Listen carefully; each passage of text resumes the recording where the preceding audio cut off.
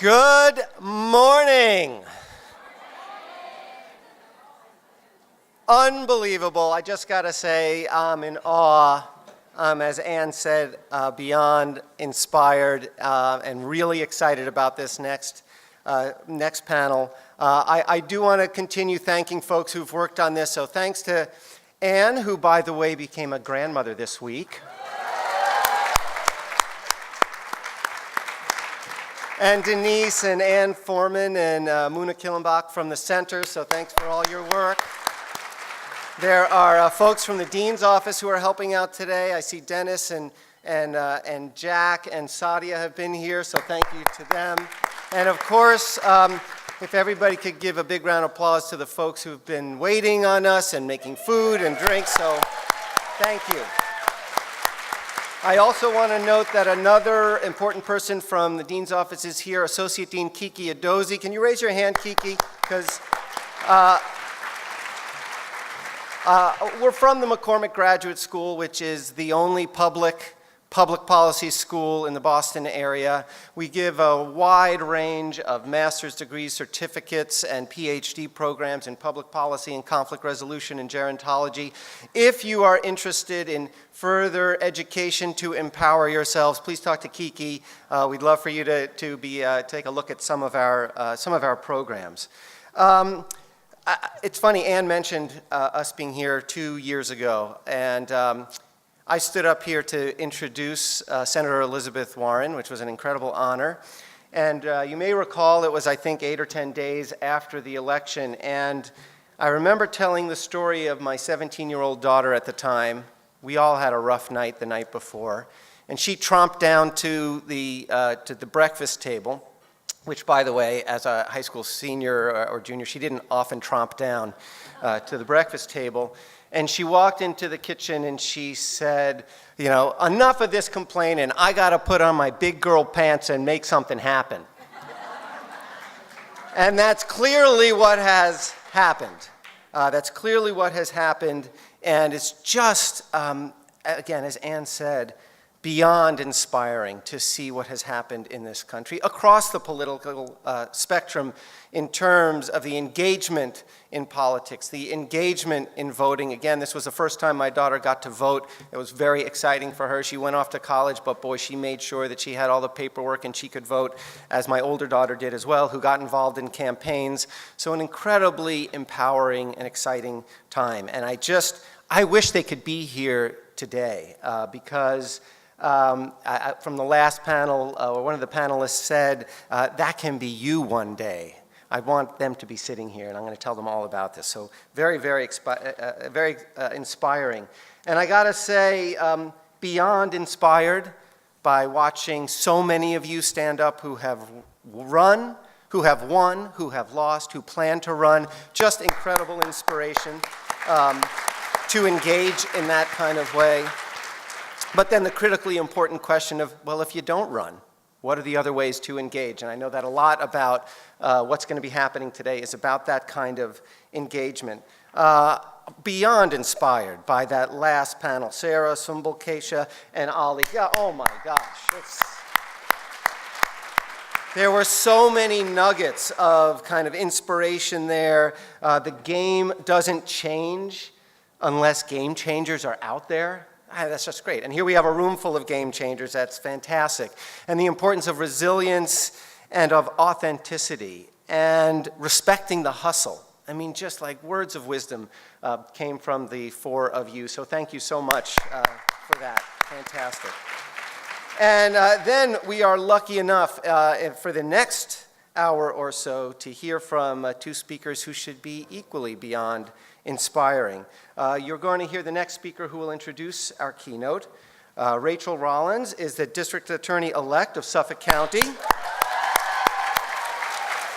First woman to be elected District Attorney in Suffolk County, the first woman of color to be elected District Attorney in Massachusetts. Just ceilings being broken all over the place. And thank you for your leadership and your courage. You can see her bio, but I found a really interesting interview that she did with Boston.com, and they asked, you've made history, not only by becoming the first female district attorney for Suffolk County, but the first woman of color to be elected district attorney in the state. How do you feel having achieved that? And she said, I'm really proud of the fact that I'm very qualified for this job.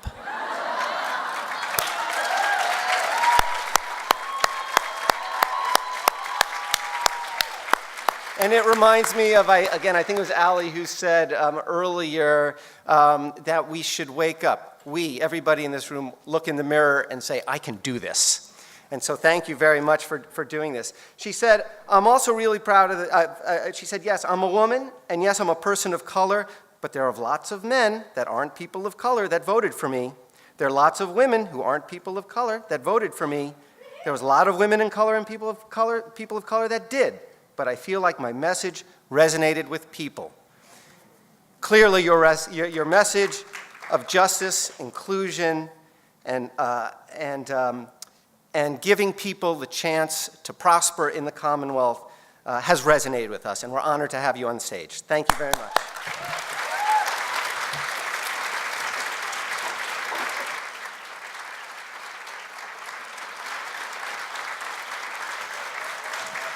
Yay! Thank you, thank you, thank you, thank you, thank you, thank you. So, yeah, it's very interesting to be here. I am often described, people say, you know, is she cocky? Is she, you know, she seems like, does she have a chip on her shoulder? No. I just refuse to dull my shine for anyone. And I'm very serious. And what I can tell you is, as the mother of a 14-year-old girl, as the guardian of my two nieces that are 9 and 5, I don't want these little girls to ever think they're not qualified to do something, because there are men that every day with complete mediocre qualifications who aren't even lawyers that are saying, I can be DA. And it's like, well, wait a minute, you have to go to law school. I can do that. So, and they can, right? But so can we. So it's very, very important that I have no problem saying, not just as a woman, but very candidly, as a woman of color and as a black woman, I have to say out loud, I am qualified to do this job, because and supremely qualified, because when people look at me, they don't assume that. When they looked at my opponent in the general election, they made tons of assumptions about him that were positive oftentimes, and ones that weren't for me. So I do think it's important that we speak out loud about our qualifications. I'm proud of the fact that I am gonna get an opportunity to be the first woman to be the DA in Suffolk County, and the first woman of color in the Commonwealth. But as a black woman, it's really important that our lens is valued and involved in particularly the criminal justice system, because it is one of the only places that we are overrepresented, and not in a good way, right? So, that being said, I want to thank you guys for letting me come here. I do want to say a few things about some statistics, what I hope to do as the district attorney as well, and then introduce a fabulous woman that I've admired for quite some time. So with respect to impact, right, and what is happening with respect to women and sexual assault, earlier this year, 81% of women said that they had experienced sexual assault or harassment over their lifetime. It starts young. Half of the respondents in the article that I'm quoting from experienced some form of harassment or assault by the time they were 17. 77% said they had encountered verbal sexual harassment. 51 reported unwelcome sexual touching. 41% said they were sexually harassed online. A third reported being stalked, and 30% reported genital flashing. 27 reported sexual assault. And with respect to quid pro quo sexual harassment, being pressed by someone to offer sex in return for something, it was reported by 13% of those women. So these are things that, as the district attorney, I want to make sure women, who sadly are the largest growing demographic in our incarcerated population, know that they have an ally here. And we are going to train our assistant district attorneys, our victim witness advocates, to make sure that when there is trauma being experienced by women, that we are not re-traumatizing them when we're questioning them. And we have a lot of work to do. That we are making sure that we listen instead of doing most of the talking. I'm sad to report that in Massachusetts, we have thousands of untested rape kits right now. And that is something I'm going to be very vocal about. So what I can tell you is, in addition, we're here in one of the largest higher education populations in the country. And sexual assault on college campuses, high schools, is rampant. And I want to say out loud that I don't want to cede my power to a Title IX coordinator, right?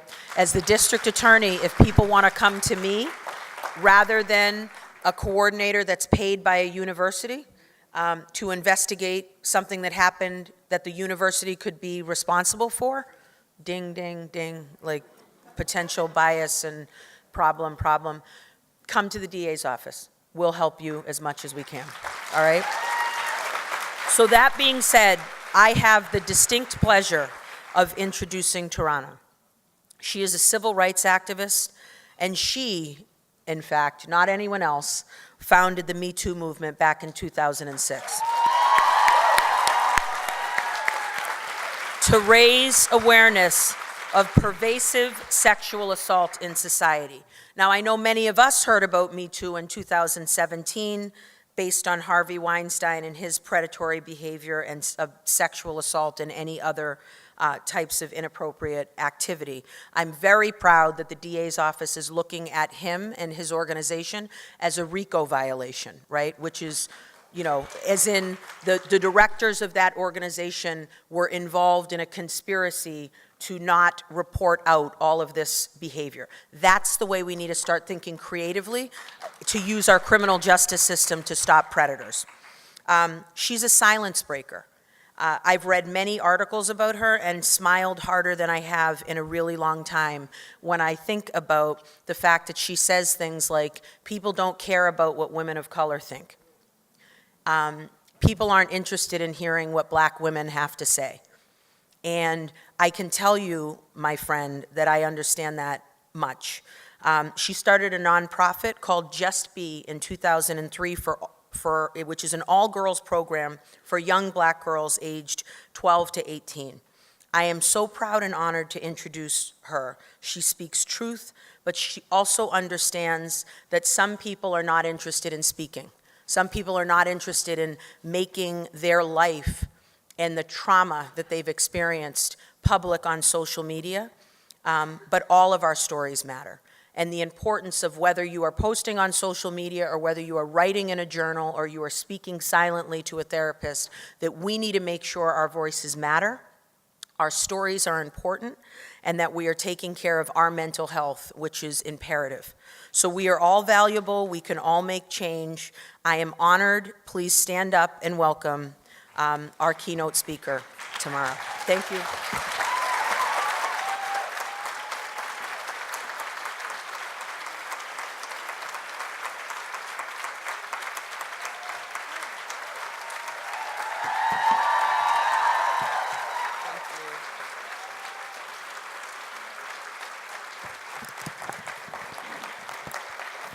Thank you. Thank you. Thank you, Rachel. That was lovely. Thank you. That was better than I could even ask for. Your check is definitely on the way with a little extra in there, a little contribution in there. Let me start with a disclaimer, Boston. This is the last talk I have in a week and a half of talks.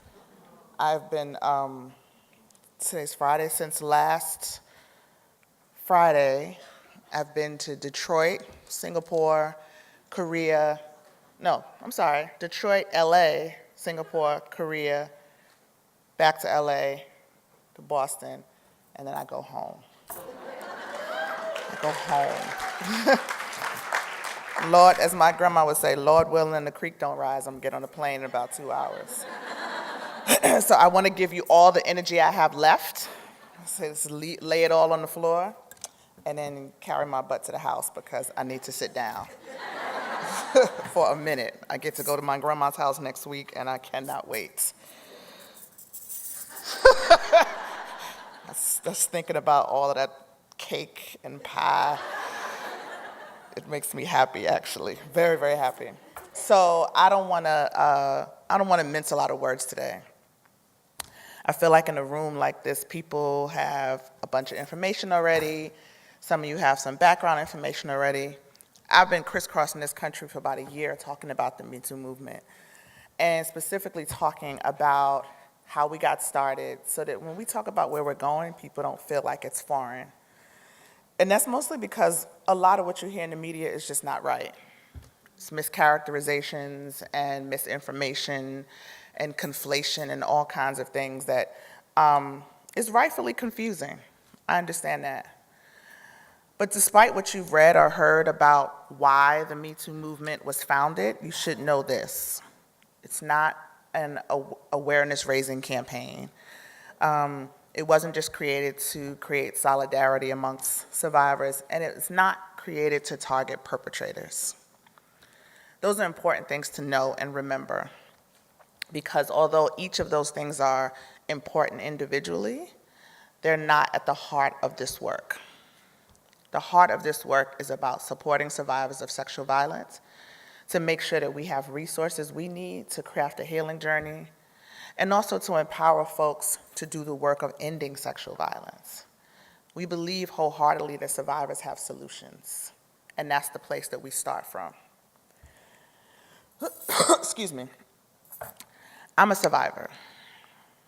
I don't often talk about my story because, as Rachel was saying, I really believe, and it's been the philosophy in our work since we started, that your empathy shouldn't have to rest on the details of what happened to me, right? And what we've seen and what I've seen, and this year's been really interesting for me growth-wise, right? You know, sometimes we need to have those times in our lives where you get shaken up, because I can admit that I was probably a little both naive and arrogant. Naive in thinking that when Me Too went viral, I thought, well, here's an issue we don't have to fight about. Right? I thought, nobody can deny that this is something that doesn't discriminate. It crosses every boundary that you can think of, every demographic that you can name is touched by sexual violence. This is not a bipartisan issue, a partisan issue rather, at all. Naive. And arrogant might be too strong of a word, but certainly I thought that I was further along, even in my own journey, that there would not be the kind of things that I have seen this year that would bring me back to questioning and remembering and having to kind of reevaluate my own survivorship. But that's what this year's looked like. And in particular, after the Kavanaugh hearings, one of the big lessons for me after that was that I realized that this country really doesn't understand, more than anything, the life cycle of a survivor. We don't understand what it means. We are pushing people all the time. In our work and in other people's work, we push people to use the language of survivor because we don't want people to feel like victims. We don't use victim language. We want you to feel like you survived something. But there's something lost in using the word all the time, because I think people don't get that being a survivor means waking up every day and deciding to survive. It's not just an easy label to put on. It is a label that once you take on is a job. It's a task. It's one that I don't complete every day myself. I want to wake up every day and be a survivor, and some days I just want to sit in my bed with the covers over my head and not survive anything. That's just the reality. What we saw and how Dr. Blasey Ford was treated and questioned and pushed back on was that people don't understand what this means to carry this thing. That 36 years later, that woman could sit in a room of people who are openly hostile toward her, with her voice trembling, and still talk about the harm that was caused in her life, and be pushed back on in the way that she was, means that people just don't get it.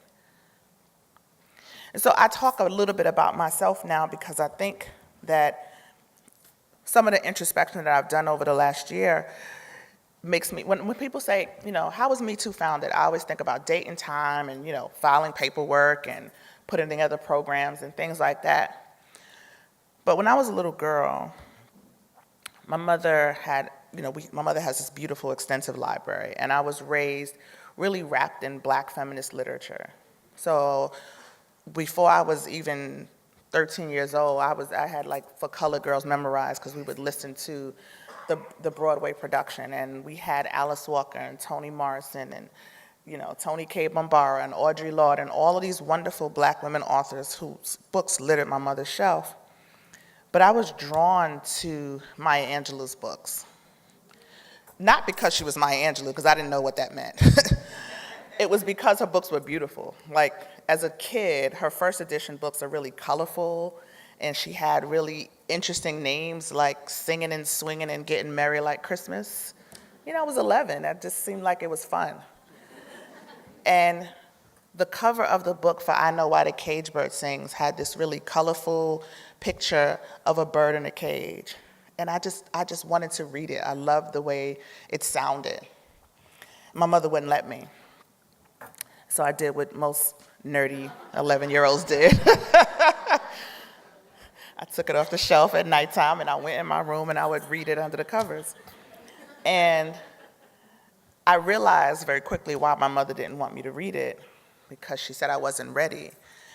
But when I read the story in the book of when Maya Angelou is sexually assaulted at 7, it really felt like I'd found somebody who could see me. I found somebody who understood my life. I actually had never heard of anybody at this point talk about it. We just don't talk about it. So nobody had ever said these words. I didn't know what rape meant. I didn't know what sexual assault meant. I knew the rules that my mom had laid down for me, and I knew that they had been broken. You don't let anybody touch your private parts. You don't go away with strangers. We know these rules. As women, grown women in here now, or women identified folks, we are laid out with rules from a very young age, right? We know the rules. But a lot of times what our adults, even in their attempts to protect us, forget to say is if any one of those rules are broken, that it's not your fault, that it's always the adult's fault. But nobody had said that to me. And so I was carrying this thing that looked like and felt like only me and Maya Angelou had ever been through. So I fell in love with her. I read the book over and over again. I read everything I could get my hands on. By the time I got to high school, I was like an aficionado. I loved Maya Angelou. But I had never heard her voice. It's really, this is the 80s, and we didn't have like video, well, you all know, yeah. I can scan the crowd and don't have to explain too much. It was just not readily available. And so my teacher, I was in an honors English class, and my teacher had a audio recording of her reciting Phenomenal Woman. And I remember sitting in that class, really, like literally right now, I remember sitting in that class and suddenly feeling so confused. Now, mind you, I was also a know-it-all kid, so I came into class knowing we were going to do Maya Angelou that day, and I was like, y'all don't know Maya Angelou? Oh, she's this and she's that, and I'm just showing off to everybody. I've been reading her book since I was in middle school and, saying all of this stuff. And then I got really quiet in the class as I listened to her read this poem, because what I knew is that we had a secret. And what I heard in that poem was not what I knew our secret to be. And so I got really quiet and confused because I needed to understand why I believed her. I believed her. I believed that she was phenomenal. And I thought, that's not possible. That's just not possible. Because what I understood and what my 11-year-old brain took away from reading that book was that, we just have to keep this quiet. We just have to keep it a secret and let the rest of the world believe that we're perfect. So I was, honor roll and track team and all of the great things that I could be to make sure the world didn't know my secret, the secret that me and Maya Angelou had. And I went home that night. This is how nerdy I was. I went home that night and wrote in my journal. Remember, those of you who went to school probably in the 90s and 2000s didn't have language arts, but we had language arts. You remember language arts? And so you had to write your thesis statement, your main idea at the top of the page. Remember your teacher made you do that? And so I wrote my main idea at the top of my journal, and it said, question, how can a body that holds this kind of pain also hold joy? I was 15. And I really wanted to know the answer to that question. But I learned very quickly that the answer to that question was hard. And now when I think about it, I know that that moment was really some of the first seeds of the Me Too movement.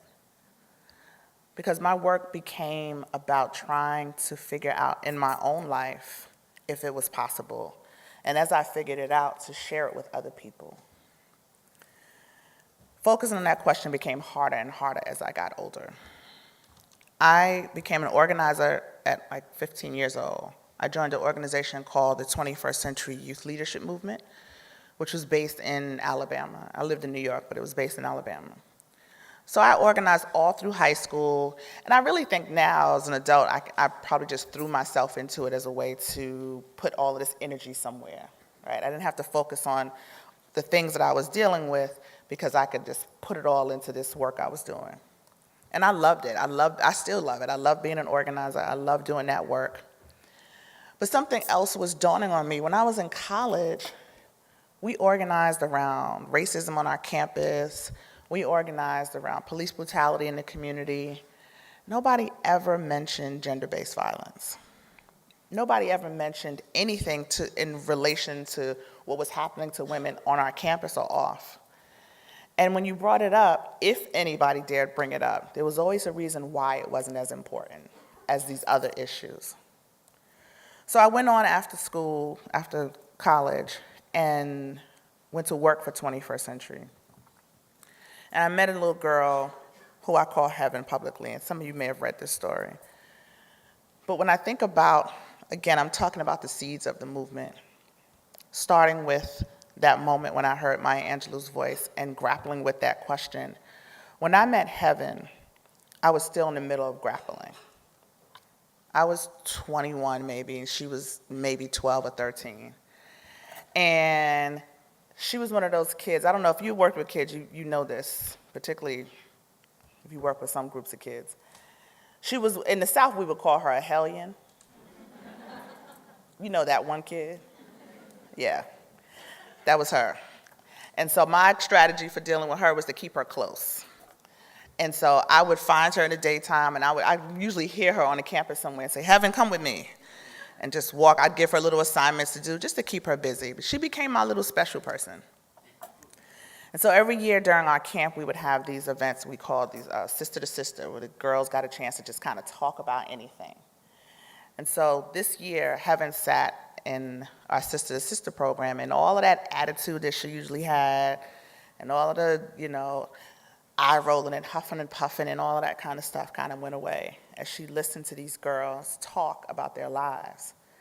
Because what would happen every year, inevitably, is that the girls would talk about boys, and they talk about little girls, relationships in school, but it would always turn to something dealing with sexual violence. Every single year, at least one. And this year was no different. But when the girls were talking, Heaven was so uncomfortable. I watched her body language. I watched her try to figure out if she should insert herself in the conversation and change her mind. I knew what was happening. So, the evening ended. She didn't say anything. The next day, she kind of made a beeline for me and said, Ms. Tarana, I need to talk to you. And sure enough, she starts telling me about the things that had happened to her at the hands of her mother's boyfriend, much to my chagrin. I did not want to hear it. Not even so much because it was horrific to hear, but I just couldn't hold it. And so in the middle of her telling me this story, I sent her to another counselor. And I was so ashamed I didn't want to. Like, in my mind, intellectually, I kept thinking, I don't know what to say. I'm not a social worker and I'm not a counselor. I don't want to say the wrong thing. I don't know what to say. But in my heart, I was thinking, this happened to me too. This thing that she was describing, this look on her face, this pain in her eyes, the tremble in her voice, all of it was familiar. It had happened to me too. But I didn't have the wherewithal to say that at the time because it didn't feel like enough. That experience taught me a bunch of things. One, it made me know that I had to refocus on that question that I had started trying to figure out in high school. And I had to focus on it for myself because I had made a commitment to these young people, and I couldn't do that work for them if I didn't do this work for myself. And that's where I started to do really serious work on my own journey. I didn't even use survivor language till into my 20s. I didn't know it. I didn't know enough to think I was a survivor because I thought I was complicit in my own abuse. I thought I had just broken the rules. And then I met more heavens, more and more and more heavens. I started Just Be with my best friend, and really we started it, it had nothing to do with the sexual violence. It had more to do with working in this community and wanting these little black and brown girls to have a sense of self-worth. Like, we clearly differentiated that from self-esteem, where, there was all these self-esteem building programs and these etiquette programs and these programs where it told little girls that you're special, you're beautiful, you're wonderful, and it would pour into them. But there was nothing about those programs that set them up for the reality of the world. It told them that you're not worthy, that worked really hard to negate all of those ideas. And so that's what our program was about. But of course, anytime you gather a group of young people together, particularly a group of young girls, particularly a group of young black girls, these are the realities that we were faced with. And it became clear that I had to marry what I knew from organizing and what I experienced in my own life and what I was seeing in front of me into something. Because this was more than just isolated incidents. This was more than just these girls thinking that they had broken rules and they were fast and they were doing these. This was a problem in our community. At the point when we started Just Be, our program, the way our program was set up, every 6th, 7th, and 8th grade girl in the city, this is in Selma, Alabama, which is small, but we're still talking about well over 150 girls. They all had to come through our program at some point because we worked with the city. And I guarantee you 75% of them had some experience with sexual violence. And it ran the spectrum, right? These weren't all really horrific cases, but to have a 7th grader come to you trying to understand why you don't want them to see their 21-year-old boyfriend because they just don't have the language and nobody's ever said to them, that's not a relationship, that's a crime. That was on the sort of low end. On the higher end, there were, I had a girl in the 8th grade who was pregnant, had a baby, pregnant with her 2nd child, both of them fathered by her mother's boyfriend. So it ran the spectrum, but the point is we had a community problem. And at the heart of that problem was that nobody had ever said to these girls, you are not the sum total of the things that happened to you. Nobody had ever said to these girls, healing is possible in your life, even though it's a lifelong journey. Nobody had ever said, you're worthy of healing. Nobody had ever said, this thing won't define you. And you know what? What I realized when Me Too went viral is those same things that we were saying to 7th and 8th grade girls in Selma, Alabama in 2006 had not been said to millions and millions of people around the world. Me Too went viral because millions and millions, and that's no hyperbole, that's no exaggeration, millions of the walking wounded around the world were waiting for an opportunity, just a chance to, thank you. Thank you. This is how you know I'm tired, because I can't even talk about this without weeping sometimes when I get tired, because I'm really tired. just physically, mentally, emotionally exhausted. We shouldn't have to fight this hard for our dignity.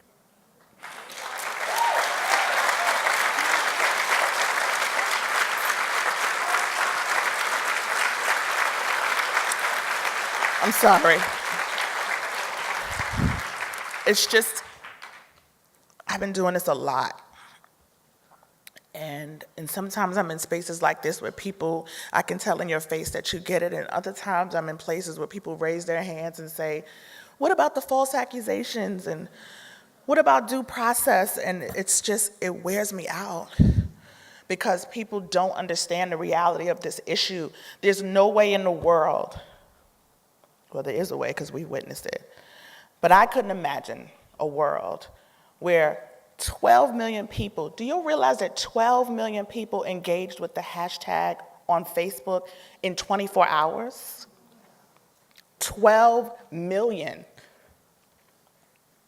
What does it say about a world where 12 million human beings, because every hashtag is a human being, it's a person behind a computer who made a decision to labor and put themselves out to the world with this deep, dark secret, with this thing that they've been holding in the pit of their stomach for God knows how long.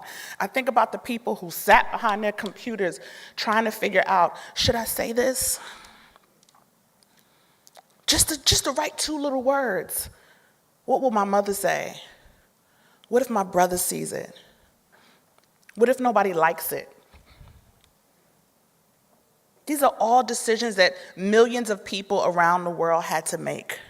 And they made it because they wanted to be counted. They wanted to be seen and heard and believed. That's all survivors are asking for. And all of a sudden, this has just devolved into political warfare and gender warfare.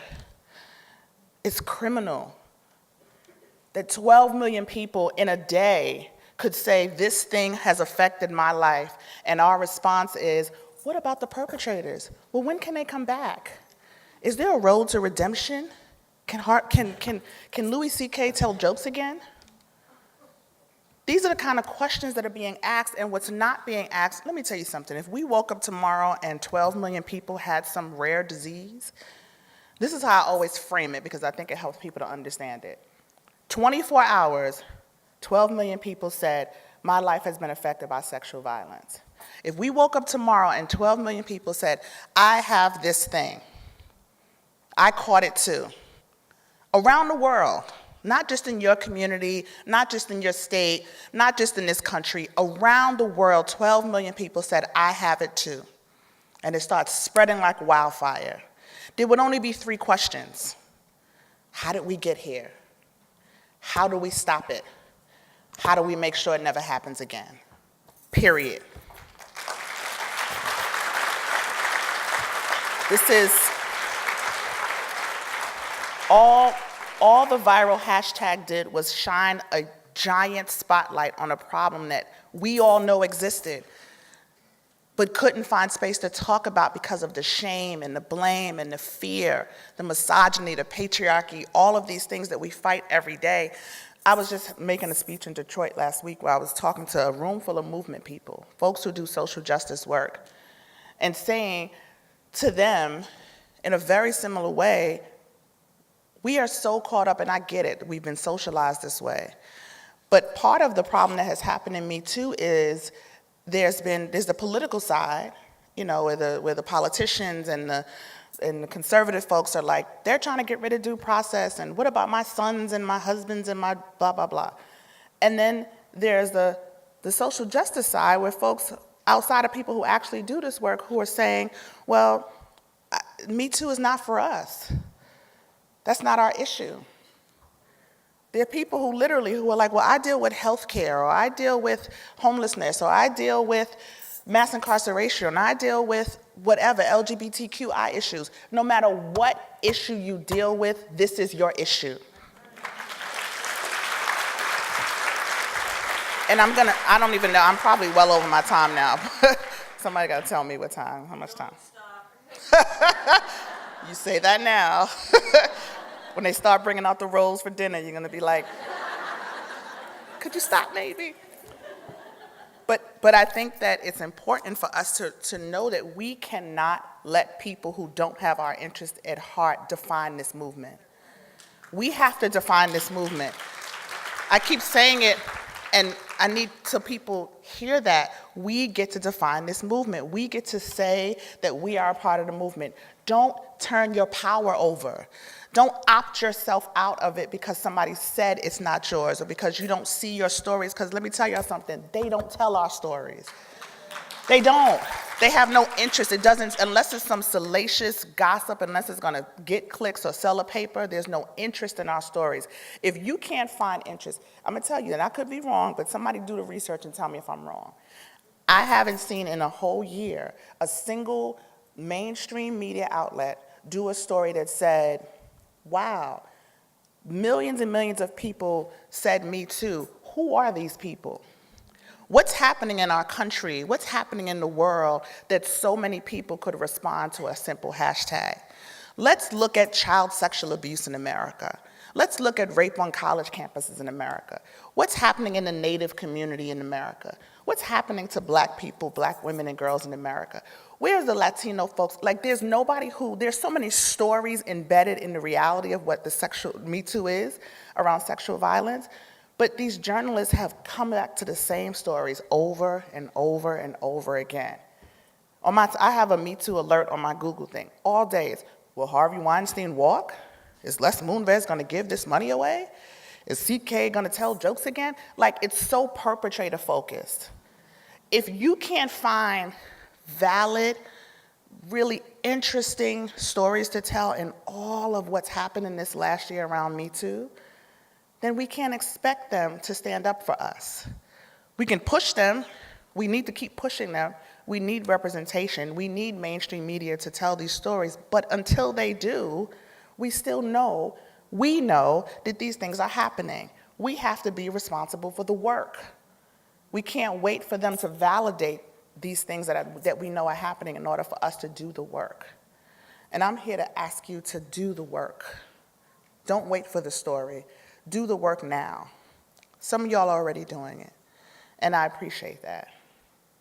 I do, because so many folks are just not doing it.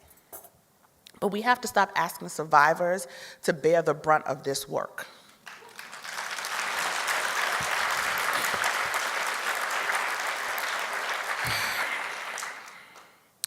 I'm gonna wrap up because I feel like I've been up here for like 40 minutes. And I went all off my notes. I don't even know how to get back to my notes now. I'm just like, this is an economic justice issue. I had this really beautiful paragraph in here to tie it to your theme. But it is an economic justice issue. I hope we do know that. This is a statistic. People with the lowest incomes in the country, below the poverty line, are 12 times more likely to experience instances of sexual assault and sexual violence. 12 times more likely. A recent study showed that an estimated lifetime cost of rape is $122,000. Now that's services, therapy, like all of these different things. Hold that number here for a minute and then think about all of the people who can't afford that. What do they do? That's when you get into these other issues, right? They self-medicate, drug issues. There's so many issues that pour from surviving sexual violence that we just ignore and don't look at the root. I'm getting to the point now, it's like a morbid thing where I read a story and I think to myself, they're probably a survivor. Even this is the truth, when Whitney Houston's story came out, and you remember, when it got to the end, I was like, I knew there was something else. We talk about Whitney Houston and drugs and craziness and all this behavior and Bobby Brown. At the end of the day, the root cause of this is she was molested as a child. We cannot ignore this. So many things flow from it. You all are policymakers, then you should be looking at the kind of policies that you can change in your communities. We need people who understand this issue to think of new and innovative and thoughtful policies that center survivors and center our leadership and center our experiences. We need survivors to run for office. My new thing now is like, I think that one of the things I think is really just strange almost is that people engage us from a place of pity all the time. You know, it's like, you poor thing, I'm so sorry that happened to you. And that's nice. I know you mean well, folks who do that. But when you think about what I said before, how we cross every single demographic, imagine if we voted as survivors. Not along party lines or racial lines or gender lines, but just along the line of survivor. We would cross every demographic, and now you're talking about a power base. We are powerful people. You can't survive the kind of things that we went through and not come out of that powerful on the other end. We don't need your pity. We need you to respect us as a power base. Respect our survivorship. Respect the fact that we're still figuring it out, but while we're figuring it out, we still know some things. So if you are in a position to create policy or change policy or make policy and you're not a survivor, you should have some experts on your team, people who've actually have the lived experience. And the last thing I'm gonna say is, because I don't even know how to get back to this, so I'm just gonna close that up. Y'all could this will go down in history as like that weird speech that she made when she came one day. Just make sure you tell folks she was tired. But you know, people ask me all the time, what can I do? There are lots of things that you can do, right? There are things you can do in your jobs and in your personal lives. There are ways that you can get active. I can tell you right now to go volunteer at a rape crisis center, or to have host some chats in your home, or if you work on a college campus or you work with young people. There's all kind of things that you can do. But here's what I want you to do first. I want you to be ambassadors. I want you to go out into the world and talk about this movement differently. I want you to push back when you hear people saying things that you know are blatantly wrong. Thanksgiving is coming. I'm just saying. Y'all gonna sit around that table, there's gonna be a whole bunch of folks watching football, and breaking news will come on, or something will happen, and somebody will say, oh, this Me Too movement. What is with that Me Too movement? Are they still doing that? Somebody will say something, and I need you to say, that's not true. I need you to say, that's not what's happening. I need you to say that this is a very important moment in history, and this is a very important movement to meet that moment.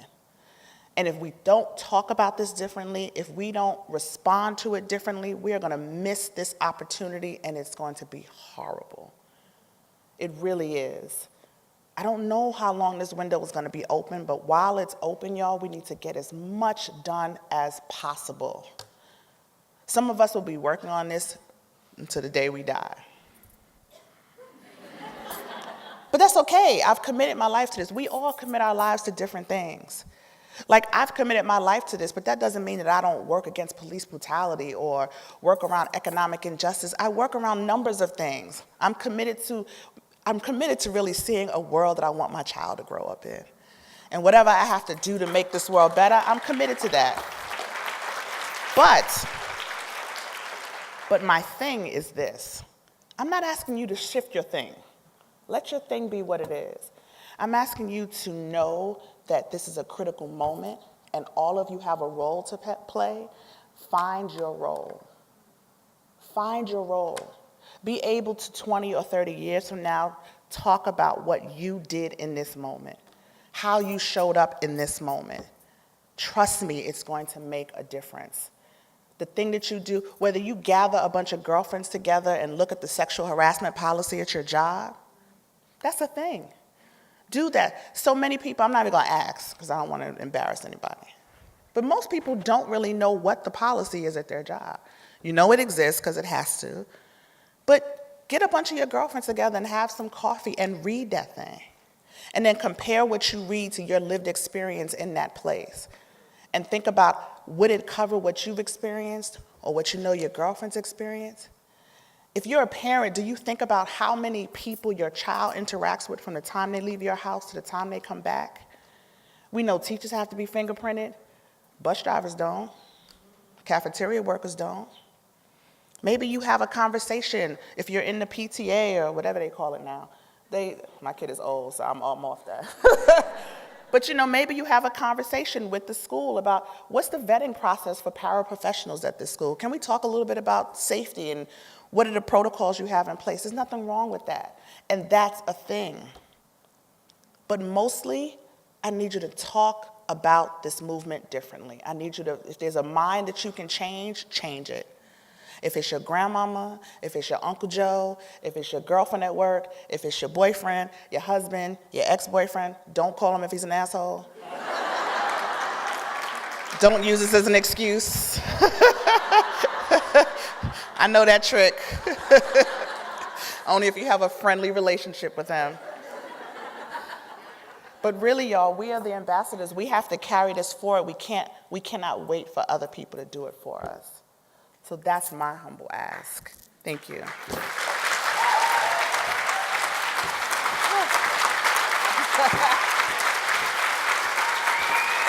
know I went on forever. I'm sorry. Thank you. You want to take questions? Yes. Okay. Yes.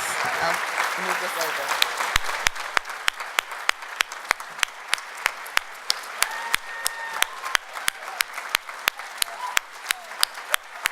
That was great.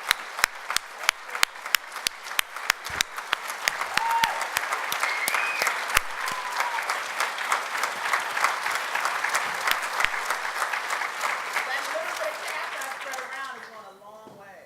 It was so nice. So Tarana, thank you. You honor us with your presence. You are a leader every person in this room can look up to, and millions of people all across the globe are looking up to you, and we pray for you.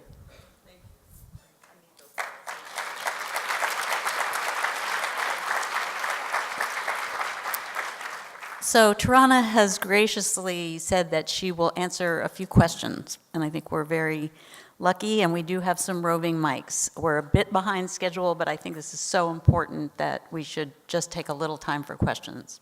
So can someone go to where a hand is raised?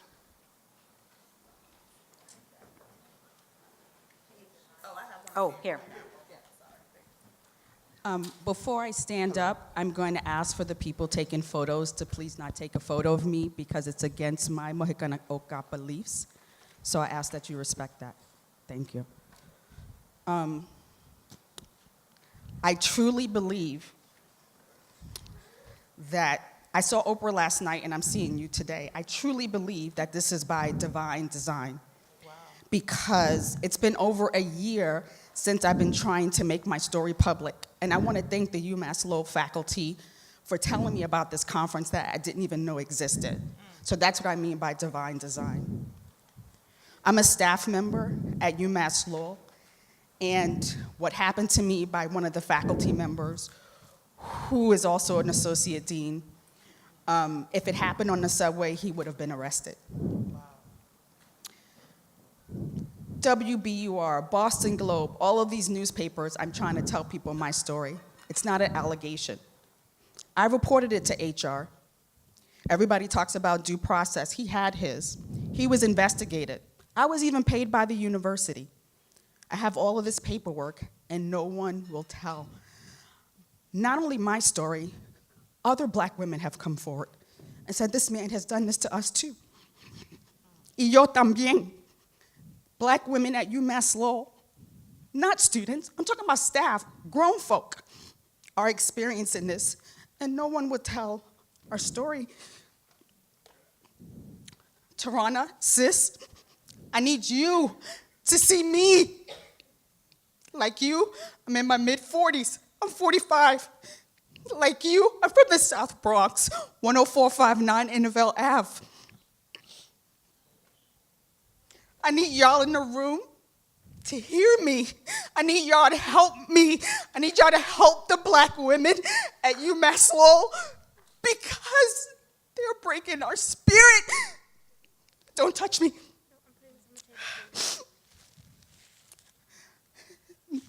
Some won't come forward. They say, what's going to happen?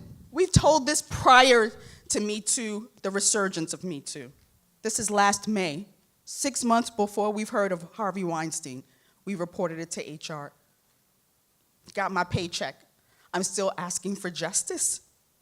My case is still with the Massachusetts Commission Against Discrimination since July of 2017. It's still open. So this is not an allegation I'm just throwing out. This has been investigated, paid for, check written by the UMass system. What do I need? I need you to help me. It's not working. Is this working? I need you to Okay. help us, please. Thank Okay. you so much. Sis, wait a minute.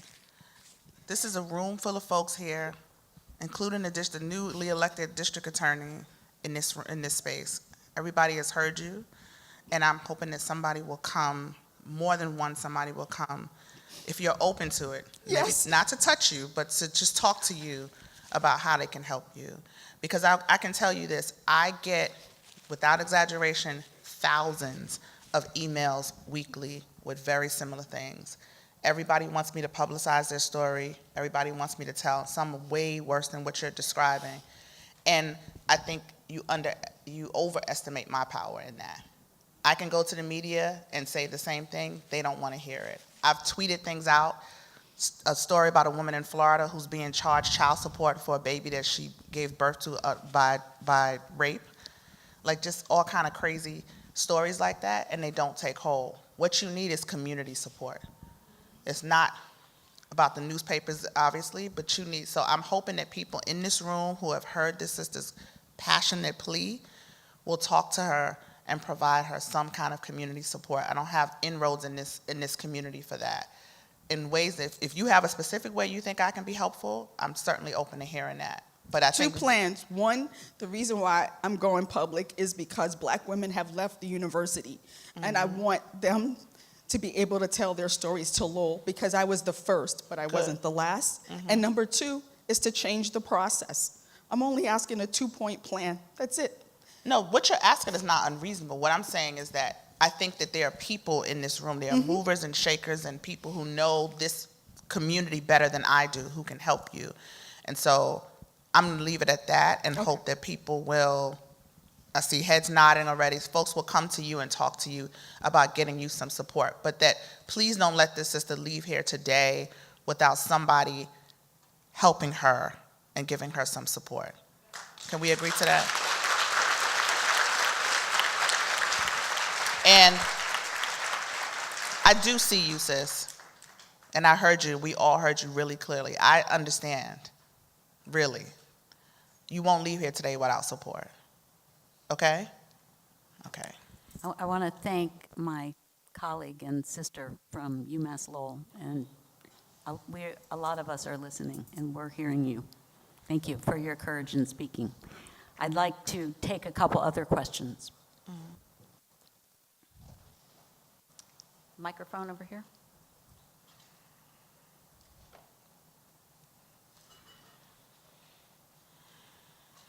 Good morning. I'm a healthcare provider, and I deal with victims of sexual assault all the time.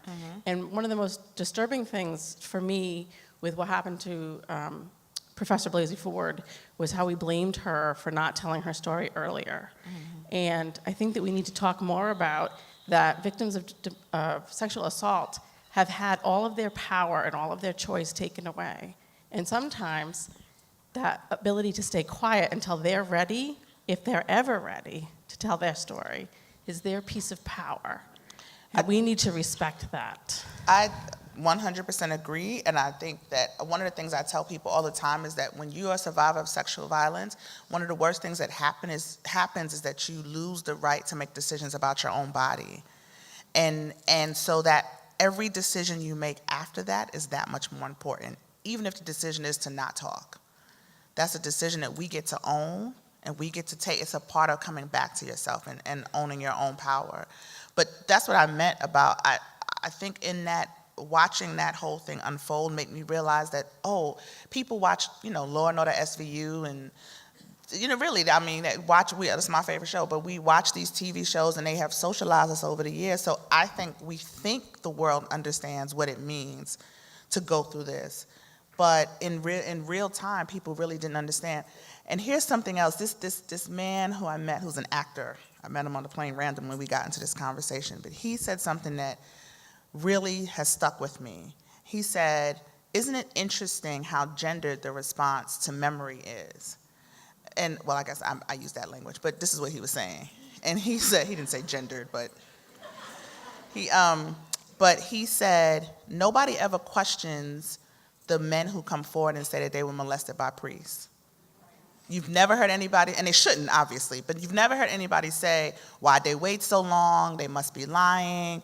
What did they do to entice the priests? What were the circumstances? They don't say that to these boys who are now men who come forward. But this woman comes forward at 36 years later from being 15 years old, probably a little older than a lot of these men were, and you have all of these questions that come forward, and it's women who always have these questions that we have to answer. And I thought, God, that's so right. There's not enough attention paid to sexual violence against men, I think, men and boys, but at the same time, when it does happen, when they do come forward, it's a lot of attention once they come forward, right? They're not faced with the same thing. So some of this is about narrative change, about talking about the life cycle of a survivor differently, and normalizing the idea that people will hold these things. Because if you don't create do y'all listen to Brene Brown? Anybody like Brene Brown? I love her so much. But listening to her talk about shame and vulnerability and how pervasive it is and how we live in it, it makes it so clear what space do people have to come forward and want to tell these things. Sometimes the power is in being silent and knowing that I get to say it when I want to. Even Dr. Blasey Ford, right?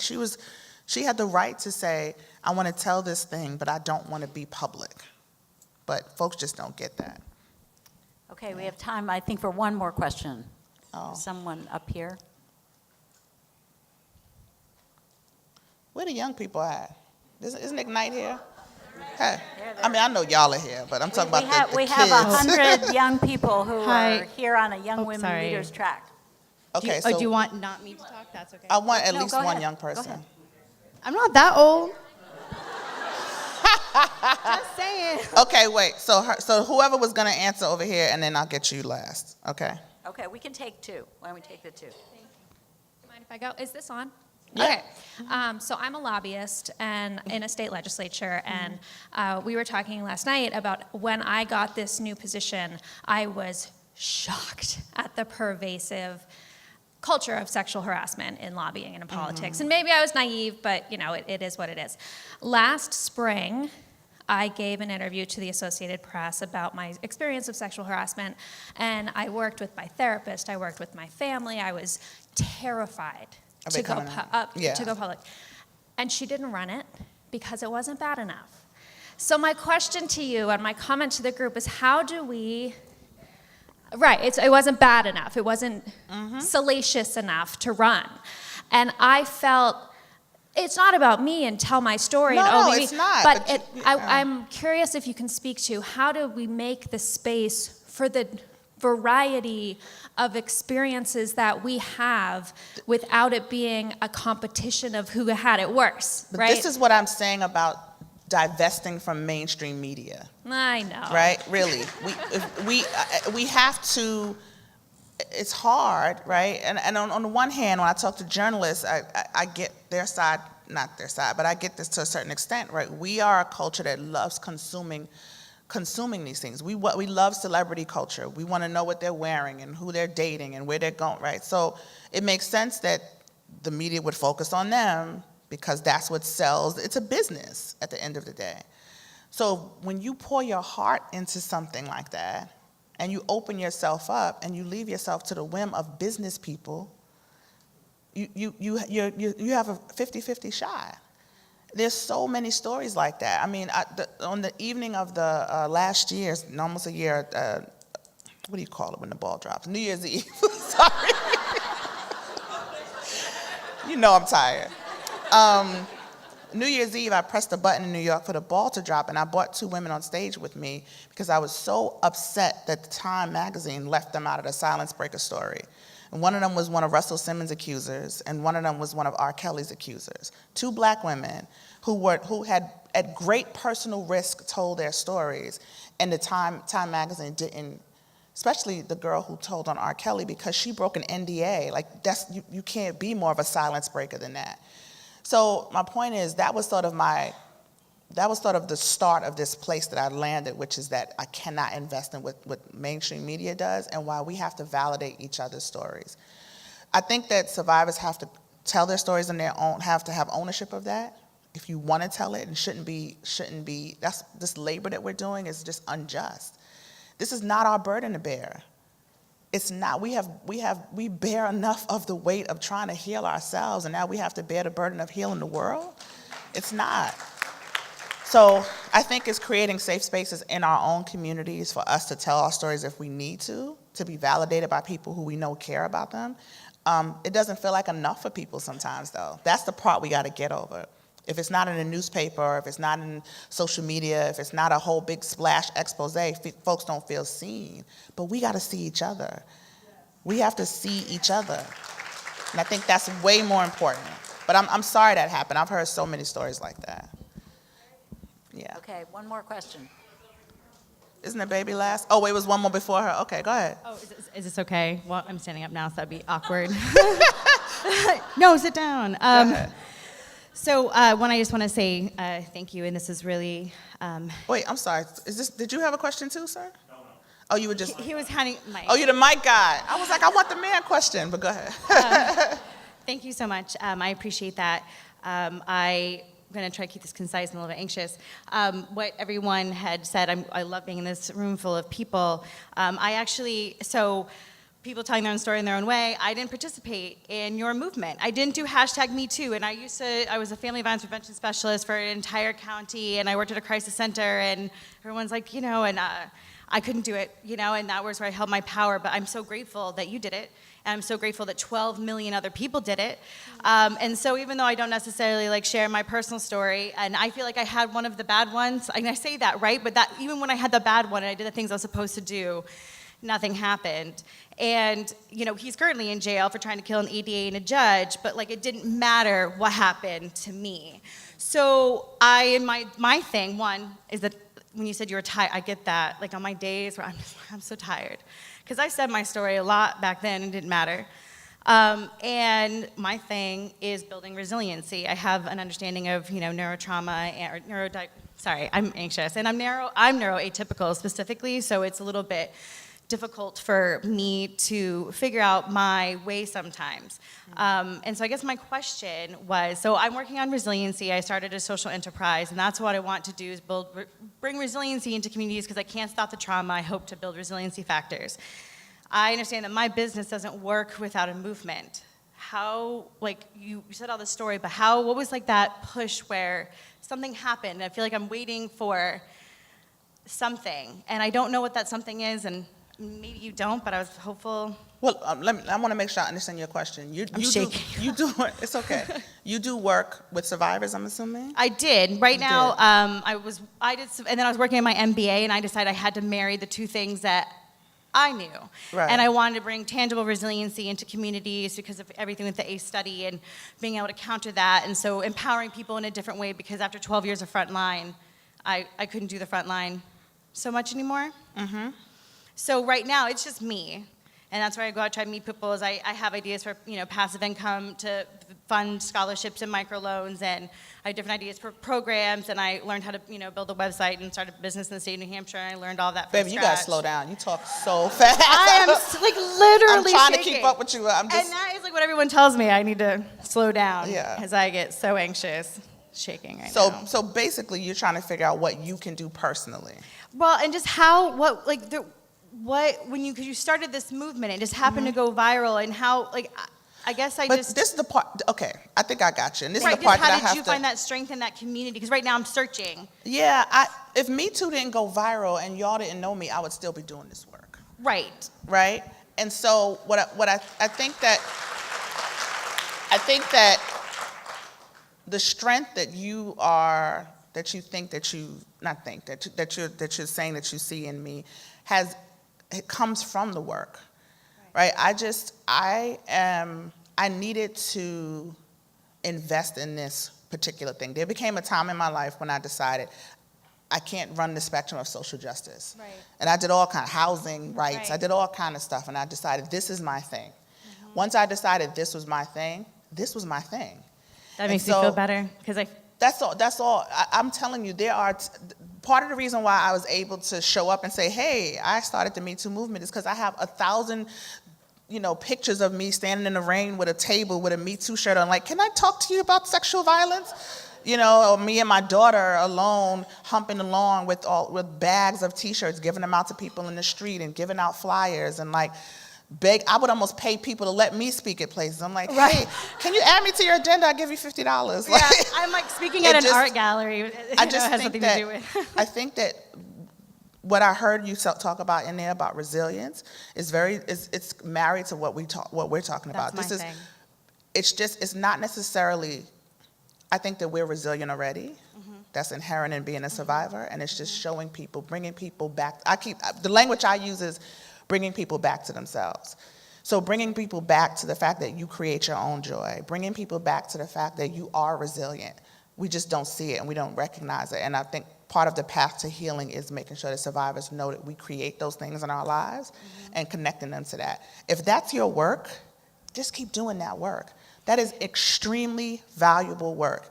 It may not ever go viral. You may not ever get famous. I may not be able to pay for my kids' college education, but you will. But let me tell you why. You will. You will. I don't. Now you're gonna make me start preaching up here, child. I'm a Christian. It's very close to Sunday, so. But God provides, right? Excuse me. Just for a second. I just need to say this. What's meant for you is for you. So if Me Too didn't go viral and Alyssa Milano didn't acknowledge me or whatever, people keep saying, how do I deal with people who took the move? You can't take what's mine. What's meant for me is for me. And that's your work. That work will provide for you. Your gifts will make space for you. I don't want to get like Iyanla up here and start, but it's just the truth. I'm a living testimony to that. And this is before Me Too. It really is. I went from 2013 to 2015 with no job. No income coming on a regular basis with my daughter about to graduate from high school, prom, and y'all know all of those expenses. And I swung from this thing to that thing to this thing because one, I needed to stop doing this work. That was the choice. I needed to stop doing this work and get a full-time job. And I was like, I don't know how to do that. So I had to figure out, and you know what started happening? I started getting work that let me do this job. I brought this work to whatever job. It didn't matter what I was doing, I could bring the work to it. But what I realized looking back, you don't get it in the midst of it. But now that I look back, is that God provided for me and made a space. This was my gift, and he allowed this gift. Ooh, girl, you're gonna have me testify. God allows this gift to take care of me, which is why I don't take ownership of it. This is my work, but it's work for everybody. I don't take ownership of it. That's why I wasn't mad when it went viral. And this is something that God gave to me to give to the world. I'm just trying to be a good steward of it. You see what I'm saying? So, you're gonna be all right. That's the bottom line. You're gonna be all right. Thank you. Follow your instincts. Do the work that you know you're supposed to do. You're gonna be fine. Okay, so. Wait, I gotta get the baby. I'm sorry. Just last question. I know we gotta go. I'm gonna miss my own plane sitting here talking about. What time is it? Okay, I'm all right. So, hi, I'm the young one. Hi. So, I'm not anywhere close to having children yet, but I do see a lot of children, as many people in communities, and I have my peers, and I look around at small children, and I think, children aren't raised to be criminals. They aren't born criminals. Of course God not. doesn't create children criminals. So what I think is that our culture is creating these criminals, that there's a missing piece in the way that these children are raised, that have people who commit these terrible, terrible crimes against others. And I was just curious, how do we raise our young children to to understand that this is wrong, this is something that they should never do, that they cannot do, and to also raise our girls so they know that it is not their fault. It's not just boys and girls, so we don't want to get into that. So everyone. Right. But what you're talking about is a really important point, because one of the things I think is a failing of sort of the moment we're in is that sexual violence is also portrayed as like the big bad, criminal person who's like criminally insane or whatever, and the little innocent. And so much of this is really about gray area. So many of the perpetrators are people who we know in our everyday lives, who have friends and wives and loved ones who would be appalled at their behavior in these things that they've done. And it's because there's such a misunderstanding about consent. That's I would probably say 90% of it, right? And then we need to have, to answer your question directly, we need to have comprehensive sex education for young people. I honestly don't see a way for us to have a real shift in culture. Like we're chipping away at the culture, and we'll chip away because we're all adults, and we'll keep chipping away and we'll try to change. But to have a culture shift, we have to start raising young people from 3 and 4 and 5 years old to understand consent and boundaries and respect and bodily autonomy and these kind of concepts that are not hard. And if they don't teach it in your school, then we should be teaching it in our homes. But it is really important that young people, Girls for Gender Equity, we do a bunch of training around this, right? And last year, the middle school that we do one of our programs in, the principal came and said, you have to stop doing this one of the chapters of our curriculum. It was called Rape Culture. And my staff member was going back and forth, arguing with them and deliberating and negotiating. And we sat in our little check-in meeting, and she was at her wit's end. She was like, we can't take rape culture out. And she was like ready to protest. And I said, change the name. Just change the name. Go back to them and say, okay, you're right, we concede. This chapter is now, we're going to change this chapter to healthy lifestyles. And that's exactly what we did. Not a single word in the curriculum. We took the word rape out of the title, but nothing else changed in the curriculum because we know that this is already happening. This was 4th graders. This is already happening. Rape culture starts being perpetrated from childhood, like babies. And so this is about us shifting the way we socialize our children, what the social norms are that we are raised with, the gendered norms, right? Because 84% of trans women are survivors of sexual violence because we have not raised our children, and we don't have a real understanding of a gender spectrum and people's right to choose how they identify. And so it makes them less valuable as human beings. So there are all these different ways that if we change how we think and we socialize, that we change our culture. And I think you're right in some regard around that, and I think that's just one of the solutions to it, one of the big solutions to it. Thank you. All right, I really do have to go. Okay. Thank y'all so much. Thank you for putting up with my tears and terrible speeches.